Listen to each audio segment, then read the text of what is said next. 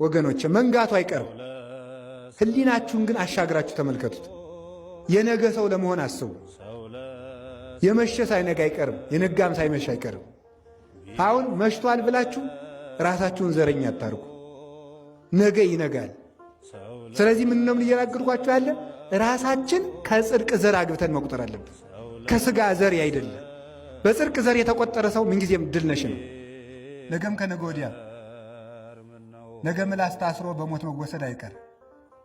ሸዋ፣ ኦሮሞ፣ ትግሬ፣ ጎጃሜ፣ ጎንደሬ ማለት ለነገም አያዋጣንም። እኔ ነግሬያችኋለሁ። በልቡናችሁ ሰሌዳ ያዙት። ነገ ከነገ ወዲያም ቢሆን የሚያኖረን ሰማያዊነታችን ነው። እግዚአብሔር የሚከፋፍለውን መንፈስ ይሰርልን። እኔ እውነቴን ነው የምነግራችሁ። እግዚአብሔር በጽድቅ ዘር ነው የሚቆጥረው። ራሳችሁን ከጽድቅ እውነቴን ነው። እኔ ከፈለጋችሁ ኩራት ከፈለጋችሁ የሚያኮራ ነገር ልንገራችሁ።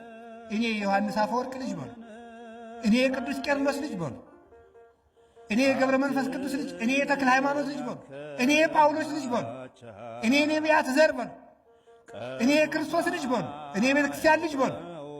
የሚያኮራን ዘር ይሄኛውን፣ ሌላው ዘር ግን ይረግፋል። ዘር በዘር ቢነሳ ፈጽሞ ይጠፋል። የኖረ ነው፣ ሲጠፋ የምናውቀው ነው። ጽራውያን ቢመኩ ይጠፋሉ። ያን ቢመካ ሲጠፋ ነው የኖረ። እግዚአብሔር በጻድቃን ዘር ግን ይኖራል።